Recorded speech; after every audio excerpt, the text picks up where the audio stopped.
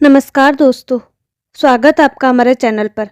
प्रधानाचार्य ने पठन पाठन को लेकर सभी शिक्षिकाओं से मीटिंग की थी। इसी कारण रेनू को स्कूल से निकलने में देरी हो गई। घर पहुंचते पहुंचते 5 बज गए। जैसे ही वह घर में घुसी तो देखा कि उसके मोहल्ले की औरतों के साथ उसकी सास और नंदों की पंचायत चालू थी। उसने मन ही मन सोचा कि सिवा इनके पास पंचायतबाजी और गपशप करने के कोई काम भी तो नहीं है। सारा दिन दूसरों के घरों की बुराई, एक दूसरे की चुगली और मोहल्ले की खबरों का नमक मिर्च लगाकर बखान करना, बस यही काम था उनका। कपड़े बदलकर हाथ मुंह धोकर वह वापस कमरे में आई तो उसकी नज़र घड़ी पर पड़ी। शाम के 6 बज चुके थे। मुकेश अब आते ही होंगे, यह सोचकर वह रसोई में जाकर चाय बनाने लगी, साथ साथ चिप्स भी तलने लगी। रेनू का विवाह उस परिवार के इकलौते लड़के मुकेश के साथ हुआ था। घर के खर्चों को सुचारू रूप से चलाने के लिए उसे नौकरी भी करनी पड़ी थी और घर का भी सारा काम करना पड़ता, जबकि ससुराल में एक अविवाहित ननद थी और 2 विवाहित, जिनमें से एक न एक घूम फिर कर मायके आती ही रहती थी। इन सब से मिलकर रेनू का जीना हराम कर रखा था। सारा दिन बैठकर गप्पे मारना, टीवी देखना और रेनू के खिलाफ माँ के कान भरना, बस यही उनका काम होता। अभी वह चाय कपों में डाल ही रही थी कि मुकेश आ गए। मेज पर चाय के कपों को देखकर बोले, वाह क्या बात है, ठीक समय पर आ गया मैं। तभी चापलूसी के अंदाज में छोटी ननद बोली, भैया देखिए ना, आपके लिए मैंने चिप्स भी तले हैं। रेनू यह सुनकर मन ही मन कुढ़कर रह गई। कुछ कह नहीं पाई क्योंकि सास जो सामने बैठी थी। बहन की बात सुनकर मुकेश रेनू की ओर देखकर हंसते हुए बोला, देखा मेरी बहनें मेरे खाने पीने का कितना ख्याल रखती है। यह सुनकर रेनू के तन बदन में आग लग गई, पर वह एक समझदार शिक्षित युवती थी। घर के माहौल को तनावपूर्ण नहीं बनाना चाहती थी, अतएव चुप रही।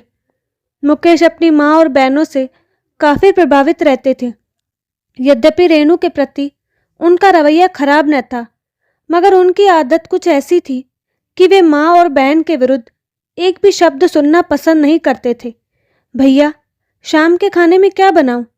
छोटी ननद बोली, ऐसा करो कि आलू के पराठे और पनीर की सब्जी बना लो। मुकेश ने उत्तर दिया। रेनू मन ही मन बन्ना गई कि बातें तो ये ऐसी करती है कि मानो सारा काम यही करती हो, जबकि हकीकत तो यह थी कि इनको करना धरना कुछ नहीं होता सिवा मुकेश के सामने चापलूसी करने के।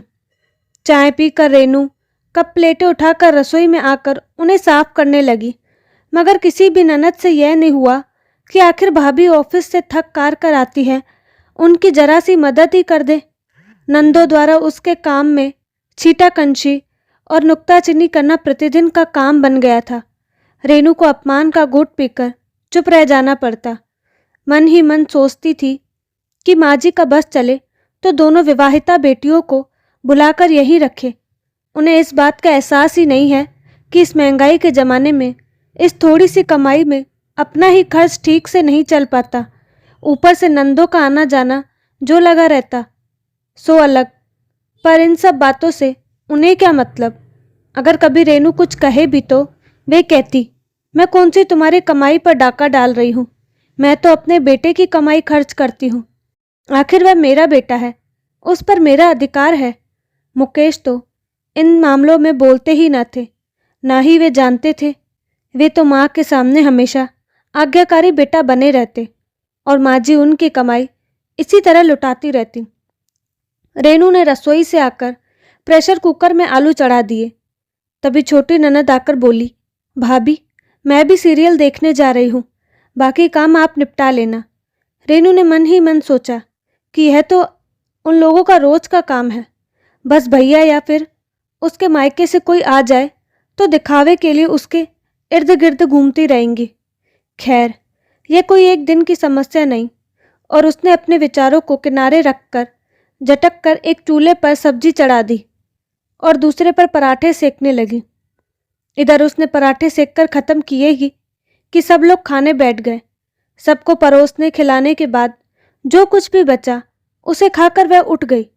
रात काफ़ी देर तक बर्तन आदि साफ कर जब वह अपने कमरे में पहुंची तो मुकेश जाग ही रहे थे। वे कोई पत्रिका पढ़ने में तल्लीन थे।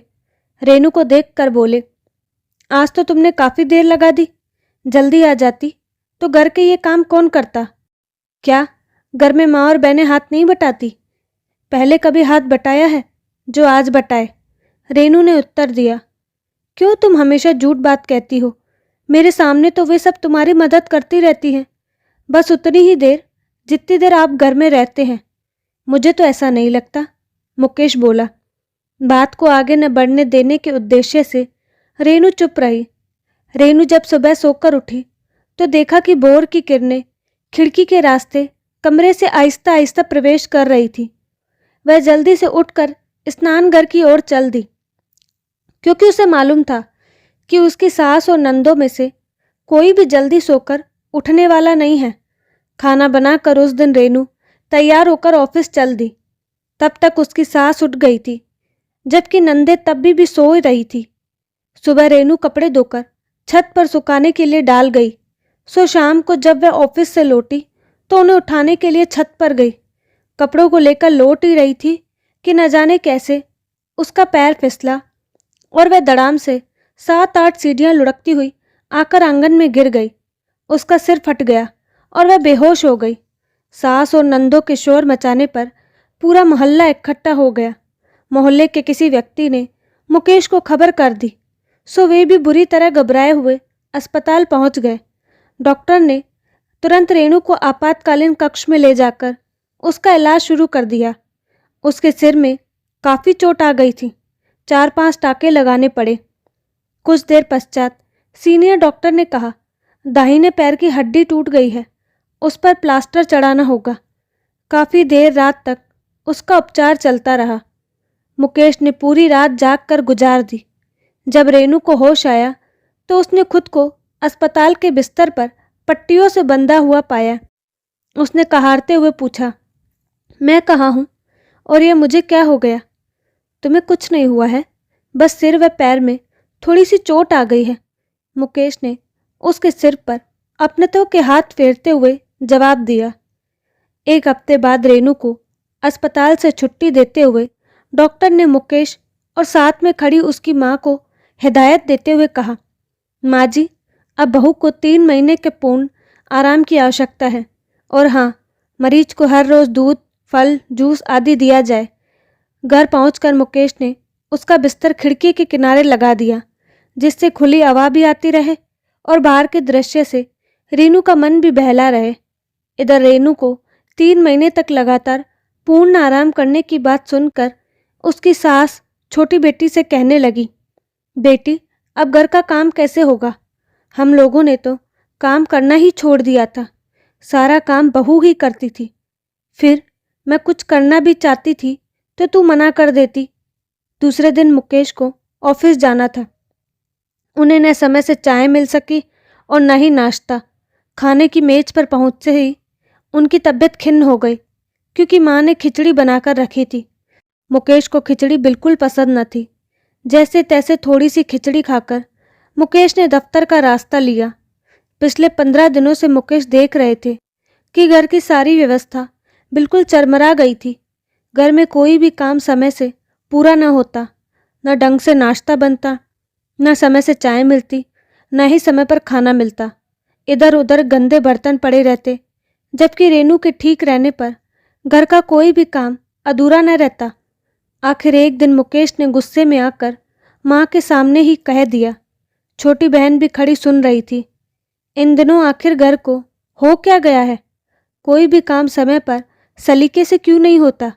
आखिर पहले इस घर का सारा काम कौन करता था? कैसे समय पर चाय नाश्ता, समय पर खाना, कपड़े लत्ते धुले हुए और सारे घर में झाड़ू पोछा लगा होता था। हर सामान करीने से सजा और अपनी जगह मिलता था, जबकि अब पूरा घर कूड़ा घर में तब्दील हो चुका है। हर सामान अपनी जगह से गायब, कपड़े गंदे, जहाँ तहाँ धूल की परतें और हर जगह मक्खियाँ बिनबिनाती हुई। आखिर यह घर है या कबाड़ खाना? भैया, हम लोग पूरी कोशिश करते हैं, फिर भी थोड़ी बहुत कमी रह ही जाती है, छोटी बहन बोली। अब माँ और छोटी बहन कहे तो क्या कहे, कैसे अपनी गलती स्वीकार करे। अपनी गलती स्वीकार करने का मतलब था कि इससे पहले वे रेनू के साथ दुर्व्यवहार करती थी, मगर अब झूठ का पर्दाफाश होना ही था। आखिर कितने दिन सच्चाई को जुठलाया जाता। एक दिन शाम को माँ चौके में खाना बना रही थी, जबकि उनकी उस दिन तबीयत ठीक नहीं थी। उन्होंने छोटी बेटी को आवाज़ देकर कहा, बेटी जरा मेरी मदद कर दे, आज मेरी तबीयत ठीक नहीं है। बेटी रानी आराम से लेटकर टीवी पर फिल्म देख रही थी, अतएव उसने वहीं से लेटे लेटे उत्तर दिया, क्या माँ, थोड़े से काम के लिए भी पूरा घर सिर पर उठा रखा है। जरा सा काम क्या करना पड़ा कि मेरी नाक में दम कर दिया है। अपनी ही जाई संतान का टक्के सा उत्तर सुनकर माँ का चेहरा उतर गया। उन्हें अपनी बेटी से ऐसी आशा न थी।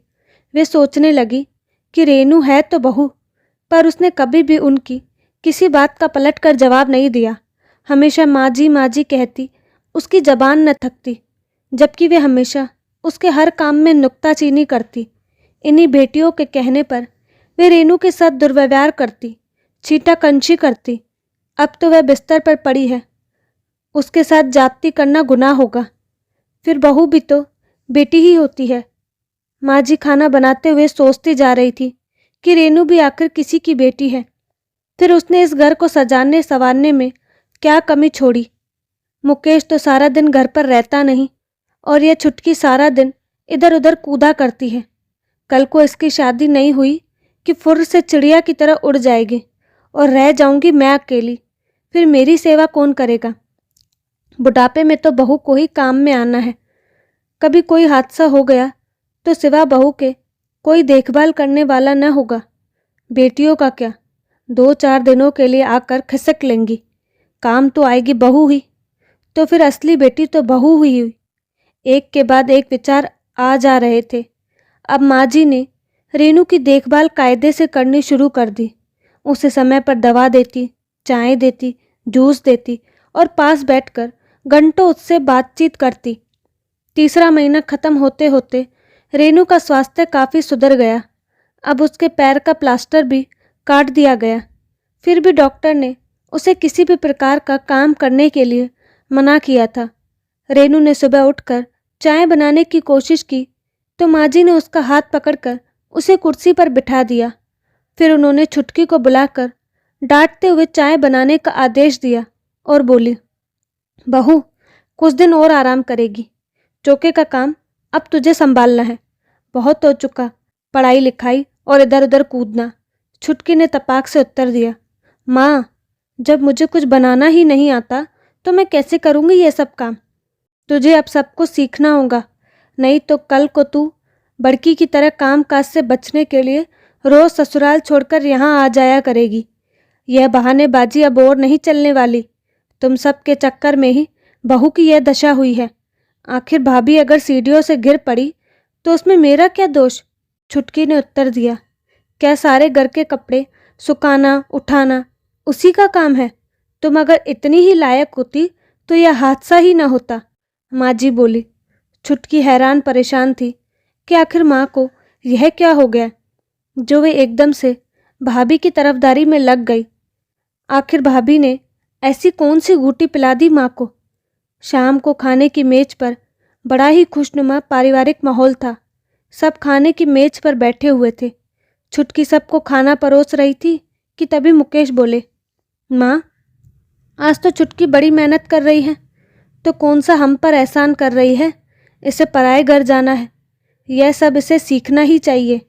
माँ जी का उत्तर सुनकर मुकेश और रेनू एक दूसरे की ओर देखकर अर्थपूर्ण ढंग से मुस्कुराए। रेनू समझ नहीं पा रही थी कि माँ और ननद इतनी जल्दी कैसे बदल गई। उधर माँ को रेनू की दुर्घटना से नसीहत के रूप में एक नई दृष्टि मिली थी। रेनू परिवार में परिवर्तन देखकर एक नए सवेरे का एहसास कर रही थी।